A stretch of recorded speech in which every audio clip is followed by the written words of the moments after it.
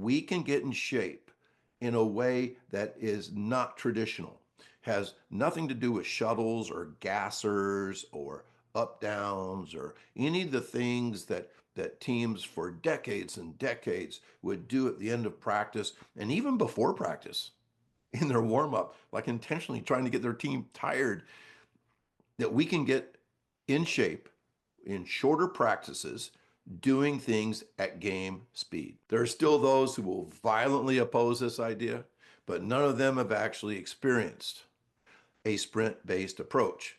They're just kind of hearing some of my cliches and things and saying, oh, that doesn't work. That doesn't work. It goes back to you only know what you know.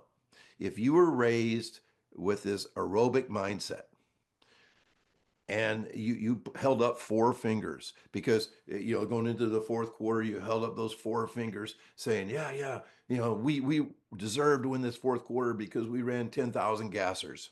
If you grew up like that, it's real hard to hear sprint based stuff and say, yeah, I think the fastest team is probably the fastest team in the fourth quarter, so we need to be fast.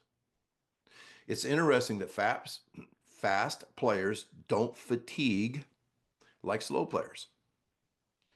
If you think of game speed being 14 to 18 miles an hour, guys that can run 22 or 23 miles an hour can play at game speed all day long because it's easy for them. Now, a slow guy with a ceiling of, let's say, 19 miles an hour, game speeds will wear them out. And my last thing, there's a reason why the NFL Combine has no test for endurance. Think about it. They test guys on like 10 different things. There's no 5K. There's no like 3 mile run. There's no mile run. They don't do a conditioning test of 16 110s. Nope. Endurance is not a key performance indicator of football players because practice will give them all the endurance, I call it capacity, that is required.